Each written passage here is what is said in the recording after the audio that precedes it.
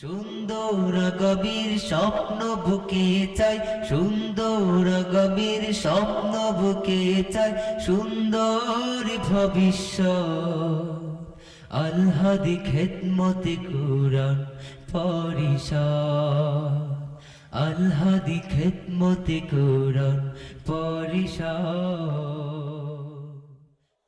আসসালামু আলাইকুম ওয়া রাহমাতুল্লাহি ওয়া বারাকাতুহু। إن الحمد لله نحمده ونستعينه ونستغفره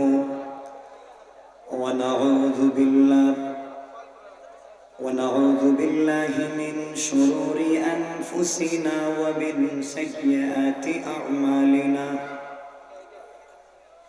من يهده الله فلا مضل له ومن يضلله فلا هادي له. ونشهد أن لا إله إلا الله حي القيوم الذي لا تأخذه سنة ولا نوم. ونشهد أن سيدنا وسندنا وحبيب ربنا وطبيبنا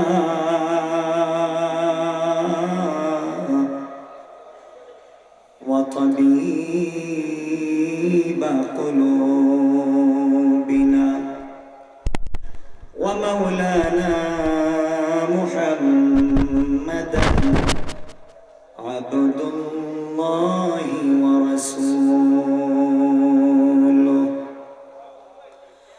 صلى الله تعالى على النبي وعلى آله وأصحابه وبارك وسلم تسليما كثيرا كثيرا. أما بعد فقد قال الله تعالى في كلامه المجيد وفي فرقانه الحميد. أعوذ بالله من الشيطان الرجيم. بسم الله الرحمن الرحيم. وعباد الرحمن الذين يمشون على الأرض هونا وإذا خاطبهم الجاهلون قالوا سلاما. والذين يبيتون لربهم سجدا وقياما. والذين يقولون ربنا اصرف عنا عذاب جهنم إن عذابها كان غراما. وقال النبي صلى الله عليه وسلم يا أيها الناس أفشوا السلام وأطعموا الطعام وصلوا الأرحام صلوا في الليل والناس نيام. فدخل الجنة بسلام أو كما قال النبي صلى الله عليه وسلم. صدق الله العظيم وصدق رسوله النبي الكريم ونحن على ذلك من الشاهدين والشاكرين والحمد لله رب العالمين আমার মুসলমান ভাইরা আমরা সবে মাত্র সালাতুল মাগরিবের জামাত শেষ করে দ্বীনের এক মাজলিসে বসতে পেরেছি, ওইটা আল্লাহ পাকের ইহসান। তাই সকলে মিলে প্রাণ উজাড় করে আল্লাহর দেয়া জবান দিয়ে তার শেখানো ভাষায় আমার সঙ্গে একটু আওয়াজ করে নামাজের দুরূদ ইব্রাহিমি পড়ে। আল্লাহুম্মা সাল্লি আলা মুহাম্মাদিন ওয়া আলা আলি মুহাম্মাদ কামা সাল্লাইতা আলা ইব্রাহিম ওয়া আলা আলি ইব্রাহিম ইন্নাকা হামিদুম মাজিদ। اللهم بارك على محمد وعلى آل محمد كما باركت على إبراهيم وعلى آل إبراهيم إنك حميد مجيد بلغ العلا بكماله كشف الدجى بجماله حسنت جميع خصاله صلوا عليه وآله بلغ العلا بكماله كشف الدجى بجماله حسنت جميع خصاله صلوا عليه وآله الحمد لله। ঐতিহ্যবাহী আল হাদি খেদমতে কোরআন পরিষদের উদ্যোগে আয়োজিত আজকের এই পঞ্চম বার্ষিক ঐতিহাসিক তাফসীরুল কোরআন মাহফিলের চলমান অধিবেশনের মুহতারাম মহামান্য শ্রদ্ধাভাজন সভাপতি, উপস্থিত হাজারাত বুজুর্গ উলামায়ে কেরাম, মুরব্বিয়ানে আযম, পর্দার অন্তরালে অবস্থানরত আমার অত্যন্ত সম্মানিতা শ্রদ্ধা মা ও বোনেরা, বিশেষ করে আগামী দিনের জাতির দিকপাল, ভবিষ্যৎ জীবনে জাতির কান্ডারি, যুগে যুগে যারা আল্লাহর জমিনে আল্লাহর দ্বীন কায়েম করার আন্দোলন করতে গিয়ে বুকের পবিত্র তাজা রক্ত ঢেলে আল্লাহর জমিনে আল্লাহর দ্বীন কায়েম করেছে। আল্লাহর জমিনে আল্লাহর দ্বীন কায়েম করবার জন্য ইসলামী আন্দোলন করে বুকের পবিত্র তাজা রক্ত ঢেলে ইসলাম নামক বৃক্ষকে আল্লাহর জমিনে প্রতিষ্ঠা করবার সংগ্রাম করেছে।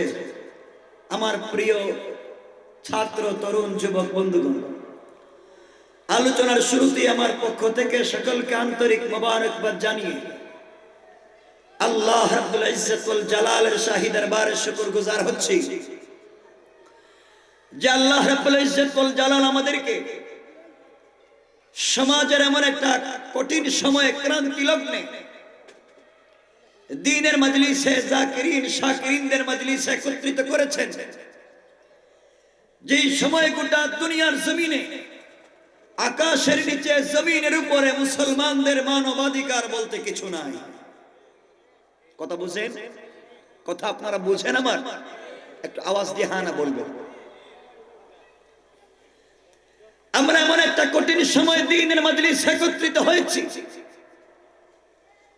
যেই সময় গোটা দুনিয়ায় যতগুলো মুসলিম রাষ্ট্র রয়েছে, Bosnia, Chechnya, Somalia, Sudan, Afghanistan, Arakan, Palestine, Pakistan, Bangladesh, Burma, Bharat, Somalia, এমন কোন মুসলিম রাষ্ট্র নাই যেই রাষ্ট্রে মুসলমানেরা জালেমের জুলুমের শিকার না। ঠিক নেই? আমরা এমন একটা কঠিন সময় একত্রিত হয়েছি, যেই সময় সর্বকালের সর্বনিকৃষ্ট সন্ত্রাসী, সর্বকালের সর্বনিকৃষ্ট বেয়াদব, সর্বকালের সর্বনিকৃষ্ট কুলাঙ্গার আমেরিকার প্রেসিডেন্ট ডোনাল্ড ট্রাম্প মুসলমানদের প্রথম কিবলা, মুসলমানদের কলিজার টুকরা জেরুজালেম তথা বাইতুল মুকাদ্দাসকে ইহুদিদের রাজধানী ঘোষণা করে মুসলমানদের কলিজায় রক্তক্ষরণ করেছে। ঠিক কিনা জোরে কান? আমরা এমন একটা কঠিন সময়ে দ্বীনের মজলিসে একত্রিত হয়েছি, যেই সময় বাংলাদেশের 56,000 বর্গ মাইল এলাকা জুড়ে রাম বাম আর নাস্তিকের একত্রিত হয়ে বাংলার পবিত্র জমিন থেকে কোরআনের আওয়াজকে বন্ধ করে দেওয়ার হীন চক্রান্তে লিপ্ত। ঠিক নেই? আল্লাহ রাব্বুল ইজ্জতুল জালাল এমন কঠিন সময় আমাদেরকে ঐতিহ্যবাহী সিলেটের ঐতিহ্যবাহী দ্বীনি সংগঠন আল হাদি খিদমতে কোরআন পরিষদের উদ্যোগে আজকের এই তাফসীরুল কোরআন মাহফিলে আসবার তৌফিক দান করেছেন। এই জন্য সকলে মিলে প্রাণ উজাড় করে আল্লাহর দেওয়া জবান দিয়ে তার শেখানো ভাষায় শুকরগুজার হচ্ছি। সকলে আওয়াজ করে জোরে পড়ি আলহামদুলিল্লাহ, আরো জোরে পড়ি আলহামদুলিল্লাহ। আমার ভাইরা, আমি এই প্রোগ্রামে এবছরই প্রথম এসেছি। আমার প্রিয় ভাই বদরুল ভাই মহব্বত করেন, বারবার অনুরোধ করতে প্রোগ্রামটা রাখতে হয়েছে, আসতে পারলাম। ওইটা আমার জন্য অনেক ভালো সৌভাগ্য। কিন্তু কথা হচ্ছে, আমি যা কথা বলবো সব কোরআন থেকে বলবো। তাফসীরুল কোরআন বিল কোরআন। কোরআন হচ্ছে আহসানুল কাসাস। সুতরাং কোরআনের এই কথাগুলা আপনারা শুনতে রাজি আছেন? কথা বলেন, আওয়াজ করে বলেন। এই কোরআনের কথা যদি আমার বিরুদ্ধে চলে যায়, আমার পরিবারের বিরুদ্ধে চলে যায়, আমার সমাজের বিরুদ্ধে চলে যায়, আমার রাষ্ট্রের অনৈতিকতার বিরুদ্ধে চলে যায়, গোটা দুনিয়ার বিরুদ্ধে চলে যায়, আল্লাহর কসম গোটা দুনিয়াকে ছেড়ে দিতে পারি, আল্লাহর কোরআনকে একটা মুহূর্তের জন্য ছেড়ে দিতে পারি না। ঠিক কিনা জোরে কোন? সুতরাং এই জন্য যে আমরা কোরআনকে ভালোবাসি, আমরা কোরআনকে পছন্দ করি, কোরআনকে আঁকড়ে ধরে এই পৃথিবীতে চলতে চাই। কিন্তু আমার ভাইরা, আজকাল বাংলাদেশে বিভিন্ন জায়গায় কোরআনের প্রোগ্রামগুলো বন্ধ হয়ে যাচ্ছে। ঠিক নেই? জোরে কান। আপনারা দোষ দিবেন যে প্রশাসন 144 করে দেয়। আমার ভাইরা, বাংলাদেশের এখানে সিআইডি ডিআইবি থাকতে পারেন, পুলিশ প্রশাসনের লোক থাকতে পারেন, গোয়েন্দা বিভাগের লোক থাকতে পারেন, বর্ডার গার্ড, যার র্যাব, সেনাবাহিনী, যে কেউ থাকতে পারে। ওরা আমাদের দুশ্মন নয়, ওরা আমাদের সহযোগী। সবাই মিলেমিশে দেশকে সুন্দর সমুন্নত করতে চায়। কিন্তু কিছু নামদার বেয়াদব আছে যারা কোরআনের প্রোগ্রাম গুলাকে বন্ধ করে দেওয়ার জন্য যে কোনো ধরনের ষড়যন্ত্র করে আল্লাহর জমিনে কোরআনকে বন্ধ করে দিতে চায়। ঠিক কিনা জোরে কোন? এই দেশের মানুষ তাদের এই ষড়যন্ত্রকে মেনে নেবে না। আমার ভাইরা, আমার মুসলমান বন্ধুগণ, আপনারা জানেন যে এই দেশের অধিকাংশ মানুষ মুসলমান। কথা বলেন না কেন? আমরা এই দেশে মুসলমানের মতো বসবাস করতে চাই। ঠিক নেই? কথা বলেন। কারণ আমরা এই দেশে সুথের খড়কুঠার মতো বেশি আসিনি। এই দেশটাই আমাদের বাপদাদা এখানেই ছিল, আমরা এখানে থাকতে চাই। কারণ এই দেশের সাথে আমাদের সম্পর্ক, কলিজার সাথে আমাদের সম্পর্ক। সুতরাং এই দেশ ছেড়ে যাওয়ার কোনো সুযোগ আমাদের নাই। ঠিক নেই? সুতরাং এই দেশের বিরুদ্ধে কেউ যদি ষড়যন্ত্র করে, আমরা বরদাস্ত করে নিতে পারি না। কথা বলেন না কেন? গেল এক সপ্তাহ আগে বাংলাদেশের ঐতিহ্যবাহী একটা ইউনিভার্সিটির প্রফেসর, যিনি টক শোতে বলেছেন যে বাংলাদেশে ফজরের আজান বন্ধ করে দেওয়া উচিত। আসতে বললেন, আমরা বলেছ না, আপনি তো টেলিভিশন টক শো 4 দেয়ালের ভিতরে বলেছেন, আপনি যেই কথা বলেছেন ওই কথা যদি পাবলিক প্লেসে বলতেন আপনার পিঠের চামড়া এই দেশের মানুষ রাখতো না। ঠিক কিনা জোরে কন? মনে রাখবেন এই দেশ মুসলমানদের দেশ, ঠিক নেই? আমার ভাইরা, আমরা শ্রদ্ধা জড়িত কণ্ঠে সবিনয় নিবেদন করছি, স্যার আপনার যদি এই দেশটা ভালো না লাগে, বাংলাদেশের বর্ডার খোলা আছে, আপনি চলে যান। কথা বলেন। আর যদি থাকতে হয় বাংলাদেশের রাজধানী ঢাকায় বাইতুল মুকাররম চত্বরে গিয়ে কান ধরে লক্ষ জনতার সামনে তওবা করেন। ঠিক কিনা জোরে কান? যেই কথা বলেছেন এই কথা উইথড্র করেন। আর যদি আপনি টাকার পিছনে পড়ে ধম্ম ভরে বাংলাদেশে আপনি আবার কোরআনের বিরুদ্ধে আচরণ করেন, বাংলার 10 লক্ষ যুবক আপনাদের পিঠের চামড়া উঠে ছাবে। ঠিক কিনা জোরে কান?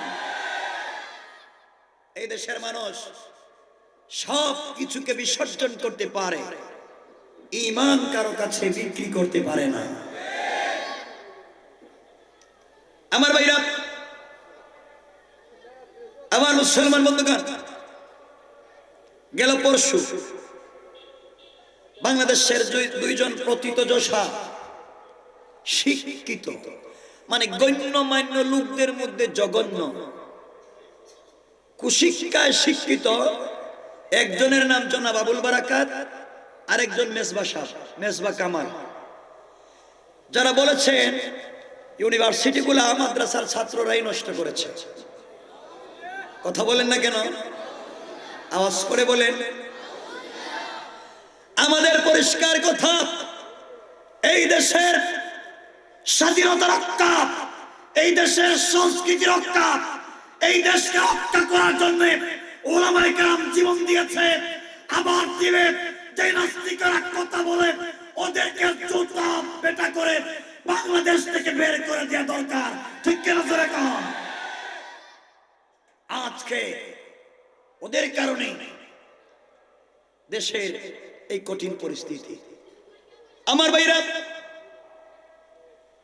মাদ্রাসার কোন ছাত্র ব্যাংকের টাকা লুট করে না, মাদ্রাসার কোন ছাত্র ফাইল টাকায় ঘুষ খায় না, মাদ্রাসার কোন ছাত্র কালবারের টাকা মারে না, মাদ্রাসার কোন ছাত্র অধ্যক্ষের দরজায় তালা দেয় না, মাদ্রাসার কোন ছাত্র চাপাতিয়ার রামদা নিয়ে ক্যাম্পাসের মধ্যে মারামারি করে না। সুতরাং সোনার মানুষ করবা একমাত্র প্রতিষ্ঠান হচ্ছে মাদ্রাসা, আর তোমরাই কুখ্যাত সন্ত্রাস তৈরি করেছো। ঠিক কিনা জোরে কন? সুতরাং আমার ভাইরা, আজকে যারা দুনিয়ার পিছনে পড়ে সমাজকে বিশ্বে তুলতেছে কোরআনের বিরুদ্ধে, আমরা মনে করেছি আমাদের কোন বুজুর্গ, আমাদের কোন নেতা, আমাদের কোন লিডার মনে করেছেন খানকায় বসে কুরমা ফুলাও বিরিয়ানির ধারা 5তলা বিল্ডিং এ কম্বলের নিচে ঘুমাইয়া দিন প্রচার করবেন। এই চিন্তা বাদ দেন। কথা বুঝতে পেরেছেন? আমরা কোরআনকে কি পেয়েছি? আমরা কোরআনকে পেয়েছি এটা মুখস্থ করার ভয়। মুখস্থ করলাম, রমজান মাসে তারাবি পড়াইলাম, 5-7টা সূরা মুখস্থ করলাম, 5 ওয়াক্ত ইমামতি করলাম, আর মাঝে মধ্যে 500 টাকা করে প্রাইভেট পড়ালাম। কেউ মারা গেলে 10 জন একত্রিত হয়ে এই বাড়িতে গিয়ে দোয়া খয়ের করলাম, 200 টাকা করে পেলাম। কারো পেটে ব্যথা হইলে একটা তাবিজ তুবিজ দিলাম। ঠিক নেই? এই কাজের জন্য তো 30 পারা কোরআনের দরকার ছিল না, এই কাজের জন্য 5 পৃষ্ঠা হইলে ঠিক যথেষ্ট ছিল। ঠিক নেই? তাহলে এত বড় কোরআন কি জন্য এসেছে? আজকে কোরআনকে আমরা মক্তবের ভিতরে তালা দিয়েছি, কোরআনকে মাদ্রাসায় তালা দিয়েছি, কোরআন দিয়ে নামাজ পড়ি, সেই কোরআন দিয়ে সমাজ চালাতে পারি না। কোরআন দিয়ে নামাজ পড়ি, সেই কোরআন দিয়ে সমাজনীতি চালাতে পারি না, রাষ্ট্রনীতি চালাতে পারি না, অর্থনীতি চালাতে পারি না, সুতরাং এটা আমাদের ব্যর্থতা। ঠিক কিনা জোরে কন? কোরআন এসেছে গোটা দুনিয়া প্রত্যেকটা সেক্টরে আল্লাহর জমিনে আল্লাহর আইন যদি প্রতিষ্ঠিত হয়ে যায় একটা চুর বাঁচতে পারবে না। ঠিক কিনা জোরে কন? আমার ভাইরা, আপনার আমার কথা বুঝবেন। ধরেন সিলেট শহরে মানুষ বসবাস করে 10,000, সর্বমোট কয় হাজার? সবাই বলে। এই সিলেটে কি ডাকাত নাই, সন্ত্রাস নাই, মাস্তান নাই? আছে। 10,000-এ কয়জন হইব? ধরেন 10 জন। টোটাল সিলেট শহরে মাস্তান আসে কয়জন? 10 জন। 10 জন মাস্তানের ভয়ে 10,000 পাবলিকের গড়ে কমপক্ষে 40,000 তালা আছে। তালা নাই? গেইটে তালা, বাথরুমে তালা, বাল্বে তালা, বাল্বেও তালা দেয়। আসেনি? কথা বলেন না কেন? তাহলে 10,000 পাবলিকের ঘরে 40,000 তালা কয়জনের ভয়ে? কথা বলেন না কেন? 10 জনের ভয়ে 40,000 তালা। বাংলাদেশে লক্ষ লক্ষ আইন শৃঙ্খলা রক্ষাকারী বাহিনী আছে, এরপরে এত তালা কেন? এর একটাই কারণ, এই দেশের ভিতরে তাকওয়া ভিত্তিক নৈতিকতামূলক দ্বীনি শিক্ষার অভাব। আমার ভাইরা, এই দেশে যদি আল্লাহর জমিন আল্লাহর দ্বীন কায়েম থাকতো, আর একটা চোরকে ধরে সিলেটের কেন্দ্রীয় চত্বর কোর্ট পয়েন্টে একটা চোরকে ধরে হাত কেটে যদি লটকে দেয়া হতো, 10,000 মানুষের ঘরে 40,000 তালা লাগতো না। দরজা খোলা থাকলে আর চোর ঢুকতো না। ঠিক কিনা জোরে কর? এই আইন ইসলাম করেছে। ইসলাম বলেছে চোরের ভয়ে দরজায় তালা দেয়া লাগবে না। ইসলামী আইন বাস্তবায়ন করো, এই দেশ শান্ত হয়ে যাবে। ঠিক নেই? আমরা তো ইসলামী আইন বাস্তবায়ন করতে চাই না, আমরা মিষ্টি, কুরমা, ফুল, বিরিয়ানি নিয়ে ব্যস্ত। জোরে কন? ইসলামের কলিজার থেকে রক্ত ঝরতেছে। প্যালেস্টাইনের মুসলমানেরা নির্যাতিত, বার্মার মুসলমানেরা নির্যাতিত, আর আমি তাসবিহ টিপতেছি। এমন তাসবিহ জপার দরকার নাই। কথা বলেন না কেন? এই কঠিন সময়ে আমাদের কাজকে আল্লাহ কোরআনে বলেছেন। আমার মুসলমান ভাইরা গভীর মনোযোগ। আল্লাহ রাব্বুল ইজ্জত ওয়াল জালাল কোরআনে কারীমের 5 নম্বর পারার সূরা নিসার 75 নম্বর আয়াতে আমার আল্লাহ ঘোষণা করে দিয়েছেন, ওয়া মা লাকুম লা তুকাতিলুনা ফি সাবিলিল্লাহ। আমার আল্লাহ ঘোষণা করেছেন, মুসলমানেরা তোমাদের কি হয়েছে? তোমরা নিজেকে মুসলমান দাবি করেছো, তোমরা নিজেকে আল্লাহ ওয়ালা দাবি করেছো, তোমরা নিজেকে পরহেজগার দাবি করেছো, তোমরা নিজেকে আশিকে রাসূল দাবি করেছো, অথচ তোমরা আমি আল্লাহর রাহে সত্য কথা বলতে পারো না, আমি আল্লাহর রাহে জিহাদ করতে পারো না, আমি আল্লাহর রাহে তোমরা কিতাল করতে পারো না। ওই সমস্ত মানুষের পক্ষে যেই সমস্ত মানুষেরা মাজলুম হয়ে আমি আল্লাহকে ডাক দিয়ে বলেছে, ওয়াল মুস্তাদআফিনা মিনার রিজালি ওয়ান নিসাই ওয়াল উইলদান। যেই দেশের বৃদ্ধ বৃদ্ধা, যেই দেশের নারী পুরুষ, যেই দেশের ছোট্ট ছোট্ট বাচ্চারা নির্যাতিত হয়ে আমি আল্লাহর কাছে ডাক দিয়ে ঘোষণা করেছি, আল্লাহ আল্লাযীনা ইয়াকুলুনা রাব্বানা আখরিজনা মিন হাযিহিল কারয়াতিজ যালিমি আহলুহা।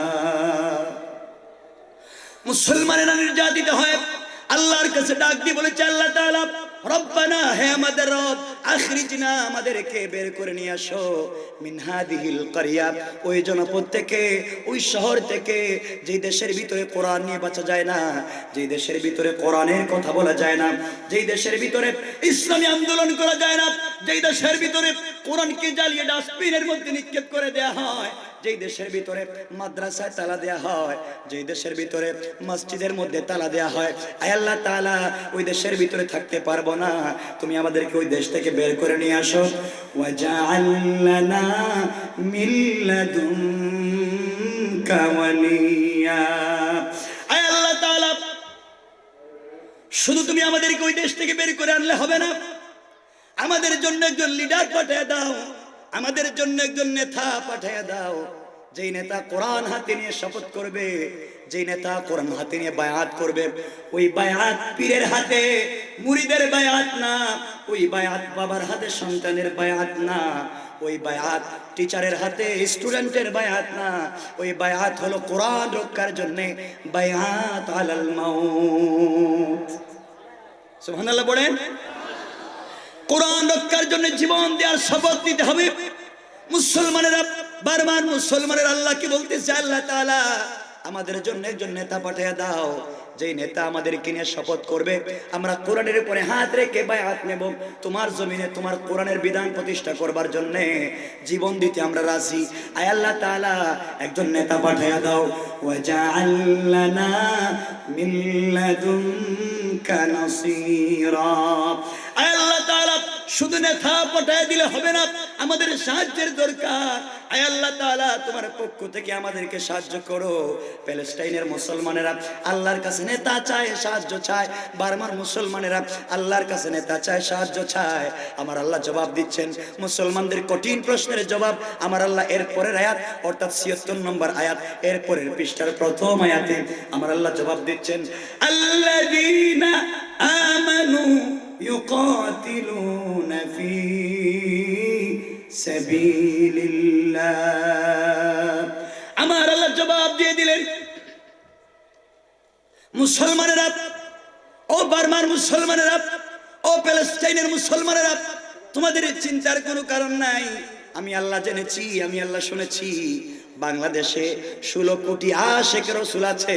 তারা নিজেকে আশেক রসুল দাবি করে, লম্বা জুব্বা পরে তাসবিহ নিয়ে চলে, এরা বড় বড় আলেম, নিজেকে আশেক রসুল দাবি করেছে। তোমাদের চিন্তার কোনো কারণ নাই। আমার বিশ্বাস বাংলাদেশের 16 কোটি মুসলমান তোমাদেরকে সাহায্য করবে। আর যদি দেখো তোমরা মজলুম হওয়ার পর বাংলার মুসলমানেরা তোমাদেরকে সাহায্য না করে, তাহলে ওরা কারা? ওদের জবানে আর কলবে মিল নাই, ওরা কারা?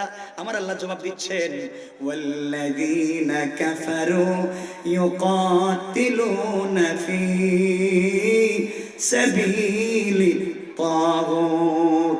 আমার আল্লাহ জানায় দিলেন, মুসলমানেরা তোমরা যদি দেখো মুসলমানেরা তোমাদের পক্ষে সাহায্যের জন্য আসে না, সাহায্য করে না, মনে করবে ওদের জবানে আর কলবে কোনো মিল নাই। জবানে যদিও বলে আশেক রাসূল, আসলে ওদের ভিতরে রয়েছে ইহুদি খ্রিস্টানদের দালালি ছাড়া আর কিছুই নাই। ঠিক কিনা জোরে কও? আজকে আমরা দালাল হয়েছি। বাংলাদেশে 2 ধরনের দালাল পাওয়া যায়। এক ধরনের দালাল যারা ব্যবসা শুরু করেছে পীর মুরিদি, যারা আল্লাহর ওলি, যারা বায়াত নিচ্ছেন, এটা ভালো কথা, আমি সবার বিরুদ্ধে বলতেছি না। আজকে বাংলাদেশে যেমন গত করলো ঢাকা শহরে মতিঝিল এবং শাহবাগে গেল বিশ্ব আশেক রাসূল সম্মেলন, যিনি করেছেন তিনি পীর সাহেব দেওয়ানবাগের। কে করেছেন? দেওয়ানবাগের পীর সাহেব বিশ্ব আশেক রাসূল সম্মেলন করেছেন। এই সম্মেলনে বিশ্বনবী আসার কথা ছিল, জানি না আসলেন কিনা, জানা নাই আমাদের। আসার কথা ছিল, তো রাসূল আসেন না মাঝে মধ্যে? কথা বলেন না কেন? কথা বলেন না কেন? দেওয়ানবাগী যে কাফের, এতে কারো সন্দেহ আছে? কথা বলেন। যারা সন্দেহ করবে এরাও কাফের। ঠিক কিনা জোরে কও? একটু বসে দেখি বুঝাইয়া দেয়া যায় কিনা। আমার ভাইরা, সমস্ত মুসলমানেরা আল্লাহর কাছে সাহায্য চেয়ে বসলো আর ডাক দিয়ে বললো, আল্লাহ তাআলা আমাদেরকে সাহায্য করো। আল্লাহ বলেন বাংলাদেশের মুসলমানেরা সহযোগিতা করবে। এরপরে আল্লাহ বলেন যদি সহযোগিতা না করে, মনে করবে ওদের কলবে আর জবানে মিল নাই, ওরা খারাপ। আমার আল্লাহ জবাব দেন, মাজলুমেরা ফাকাতিলু শায়তান। আমার আল্লাহ জবাব দিলেন, মুসলমানেরা, ও মুসলমানেরা, ও মাজলুমেরা, তোমরা জিহাদ করো আউলিয়া আশ-শায়তান। আল্লাহ ওই আয়াতে বলেছেন ফাকাতিলু আউলিয়া আশ-শায়তান, তোমরা জিহাদ করো, তোমরা কিতাল করো শয়তানের ওলি যারা লিডার, যারা কাফেরের নেতা, যারা তাদের বিরুদ্ধে জিহাদ করো। আল্লাহ এই আয়াতে বলেন নাই ফাকাতিলু শায়তান, ইহুদিদের বিরুদ্ধে যুদ্ধ করো, বৌদ্ধদের বিরুদ্ধে যুদ্ধ করো, হিন্দুদের বিরুদ্ধে যুদ্ধ করো। আমার আল্লাহ বলেন নাই, আমার আল্লাহ বলেছেন ওদের নেতাদের বিরুদ্ধে যুদ্ধ করো। আমার ভাইরা, কাফেরদের লিডার কারা, কাফেরদের নেতা কারা, আমি আপনাদের সামনে পরিষ্কার করে দিই। কাফেরদের লিডার হলো তারা যারা আমার চাইতে লম্বা জুব্বা পরে, আমার চাইতে সুন্দর পাগড়ি পরে, মাথার মধ্যে সুন্দর রুমাল দিয়ে, সৌদিতে বসে লম্বা আল খেল্লা পরে, ইসরায়েলকে টাকা দিয়ে, পয়সা দিয়ে, তেল দিয়ে, অস্ত্র দিয়ে, জনবল দিয়ে ইসরায়েলকে শক্তিশালী করে প্যালেস্টাইনকে দখল করবার ষড়যন্ত্র করে। আল্লাহ বলেছে এরা তোমাদের নেতা না, এরা হলো ইহুদি খ্রিস্টানদের দালাল। ঠিক কিনা জনতা? আজকে মুসলমানদের নেতা আসে যে বসে আছে, তারা বেয়াদব। আমার ভাইরা, এই জন্য আল্লাহ বলেছেন, আমি আল্লাহ ঘোষণা করলাম তোমরা ওই সমস্ত বেয়াদবদের বিরুদ্ধে যুদ্ধ করো। আমার মুসলমান বন্ধুগণ, আল্লাহ জানেন আমরা মাজলুম, আমরা পারবো না। এই জন্য আল্লাহ আমাদেরকে সান্ত্বনা দিয়ে বললেন ইন্না কাইদাশ শাইতানি কানা দাঈফা। মুসলমানেরা, চিন্তার কোনো কারণ নাই, তোমাদের এই চিন্তার কোনো কারণ নাই। গোটা দুনিয়ার কাফেরেরা একত্রিত হয়ে যতগুলা ষড়যন্ত্র করুক না কেন, সবগুলা ষড়যন্ত্র আমি আল্লাহর কাছে বড়ই দুর্বল। ঠিক কিনা জোরে কান? আমার মুসলমান ভাইরা, আমার মুসলমান বন্ধুগণ, কথাগুলো মনোযোগ দিয়ে শুনবেন। আমাদের নেতারা আজ কম্বলের নিচে ঘুমাইয়া দিন প্রচার করবার চিন্তা করতেছেন, আর ইসলামের কলিজার থেকে রক্ত ঝরতেছে, কোনো খবর নাই। আপনাদের এই দুষ্টামি আল্লাহর ওয়াস্তে বাদ দেন। কথা বলেন না কেন? উদাহরণ দিলে বুঝবেন। দুটো উদাহরণ আপনাদের সামনে দিচ্ছি। বাংলাদেশে এক যুবক বিয়ে করেছে, মাত্র আজকে সবে মাত্র দিনে বিয়ে করলো, রাত্র তার ফুলসজ্জার রাত্র, বাসর রাত্র। স্বামী স্ত্রী যখন একটা রুমের ভিতরে শুয়ে পড়লো, হঠাৎ করে গভীর রজনীতে এই ঘরে এক চোর ঢুকেছে। কি ঢুকেছে? সবাই বলেন। এমন ভালো দিনে যদি চোর ঢুকে তাহলে তো কষ্টের ব্যাপার। চোর ঢুকে পড়েছে। চোর ঢুকে লাইট দিয়ে দেখতেছে ঘরের ভিতরে কিছু আছে না নাই। নতুন বিয়ে হয়েছে, মাল সামান যা আছে সব পুরাতন না নতুন? ওমা, আওয়াজে মনে হয় আপনারা পুরাতন মাল দেন নাকি? নতুন না পুরাতন? নতুন। লাইট দিয়ে হোয়াইট ডু আলমারির শোকেস খুলে যত ভালো ভালো জিনিসপত্র পাইছে, ভালো ভালো ডিনার সেট সব বস্তায় ভরেছে। স্ত্রী ডাক দিয়ে বলতে, স্বামী অগ, নতুন মাত্র বিয়ে হয়েছে, সব মাল সমস্ত নতুন, আমার ফ্রেন্ড, আমার আত্মীয় স্বজন, ভাই বোন, মা বাবা নতুন নতুন জিনিস গিফট করেছে, সব যে চুর নিয়ে যাচ্ছে, তুমি কিছু করো। স্বামী ডাক দিয়ে বলতেছে, স্ত্রী তোমার চিন্তার কোনো কারণ নাই, এই এলাকার সব থেকে বড় লিডার আমি, আমার নাম আউলা জাউলা। আমার নাম শুনলে সবাই মুরব্বীর প্রস্রাব করে দেয়, সুতরাং তোমার চিন্তার কোনো কারণ নাই। চুর মাল বস্তায় ভরতেছে ঠিকই, কিন্তু নিয়ে যেতে পারবে না, তুমি নির্ভয়ে ঘুমাও। স্ত্রী বলে ঠিক আছে। কিছুক্ষণ পরে চুর লাইট দিয়ে দেখতেছে আর কিছু আসেনি। সিন্ধুকের ভিতরে দেখে পায়ের নুপুর, নাকের ফুল, কানের দুল সবই আছে, সব বস্তায় ভরে দিল। স্ত্রী বলতেছে, স্বামী সবজি নিয়ে যাচ্ছে, আপনি কিছু করেন। স্বামী বলতেছে, স্ত্রী চিন্তার কারণ নাই, চুর এগুলা বস্তায় ভরতেছে ঠিকই, কিন্তু ঘর থেকে বের হতে পারবে না। ঠিক আছে। কিছুক্ষণ পরে চুর লাইট দিয়া, পাকঘর চিনেন আপনারা? পাকঘর চিনেন আপনারা? আওয়াজে মনে চিনেন না? আচ্ছা, পাকঘরে কি বাথরুম থাকে? বাথরুম কি করে এখানে? পাক করে। এখানে গিয়ে লাইট দিয়ে দেখতেছে কিছু আসেনি। নতুন ওয়াইফ তো ইলিশ মাছ ফ্রাই করেছে, এরপরে বিফ খিচুড়ি করেছে, চিকেন ফ্রাই করেছে, স্বামীর জন্য ভালো ভালো খাবারের ব্যবস্থা করেছে। জিন্দেগিতে রান্না বান্না শিখে নাই, অনেক কষ্ট করে হাতটা ঝালাইয়া স্বামীর জন্য রান্না করেছে। চুর গিয়ে এটা দুনো হাত দিয়ে খাওয়া শুরু করছে। স্ত্রী বলতে, স্বামী এই যে খাবারটাও চুর খাচ্ছে, এটা তো আপনার জন্য রান্না করেছিলাম। স্বামী বলতে, স্ত্রী চিন্তার কারণ নাই, এটা চুরের জিন্দেগির শেষ খাওয়া, এরপর আর খেতে পারবে না, তুমি একটু নির্বিঘ্নে ঘুমাও। আচ্ছা। চুর খাওয়া দাওয়া শেষ করে লাইট দিয়ে দেখতেছে আর কিছু আসেনি। হঠাৎ করে দেখে স্বামী স্ত্রী যে নতুন পালঙ্কে ঘুমাইছে, পালঙ্কের উপরে এক গ্লাস গরম দুধ রাখা। আস্তে আস্তে দুধের দিকে আসতেছে। স্ত্রী বলতে, স্বামী এখন যে দুধের দিকে আসতেছে, আচ্ছা আসুক, আসলে সমস্যা কি, আসতে দেও, তাকে খাইতে পারবে না। চুর দুধের কাছে এসে এক টান দিয়া গ্লাস শেষ। স্ত্রী বলতে, স্বামী আপনি না বললেন দুধটা খেতে পারবে না, এই দুধটাও খেয়ে নিল। আপনি জানেন এই দুধে কি? এই দুধটা আমি যখন কবুল বলেছিলাম তখন মসজিদের ইমাম সাহেব এই দুধে ফু দিয়ে দোয়া করে বলেছিলেন, ফুলসজ্জা রাত্রে, বাসর রাত্রে স্বামী স্ত্রী যদি দুধ পান করে তাহলে ভালোবাসা হয়, প্রেম মোহাব্বত হয়। কিন্তু এখন যে চুর খাইলো, ভালোবাসা তো সুরের ভিতরে গেছে। আপনি কি করলেন? স্বামী বলতে, স্ত্রী চিন্তার কারণ নাই, এটা চুরের জিন্দেগির শেষ দুধ খাওয়া, আর জিন্দেগিতে দুধ পান করতে পারবেন, এটা জিন্দেগির শেষ। আচ্ছা। চুর সব খাওয়া দাওয়া শেষ করে লাইট দিয়ে দেখতেছে আর কিছু নাই, আস্তে করে লাইট অফ করে বাইর হয়ে চলে যাচ্ছে।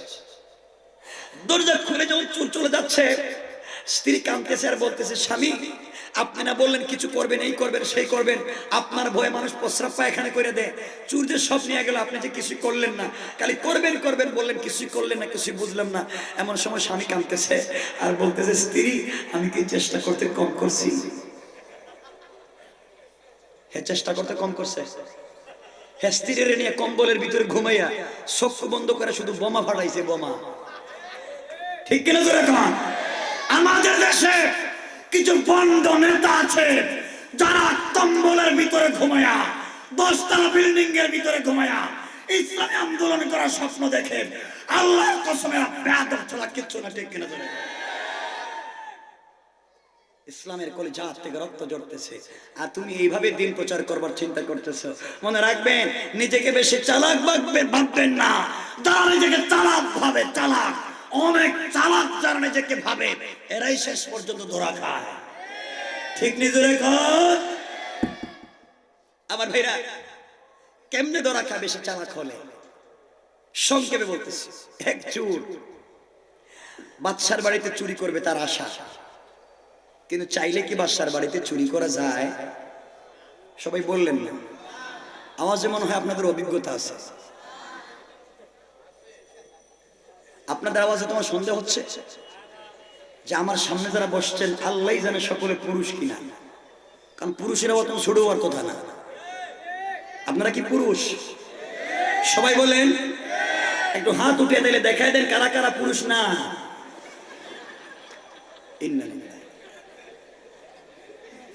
তো ওয়াজ করুন কেমনে? মাত্র শুরু করলাম, এখনো কিছু করি বুঝি বলি নাই। আপনারা পুরুষ না বলে হিডি জানেন না, এলাকা আপনার হাফ লেডিস। কারণ এখনকার যুবকেরা তো হাফ লেডিস।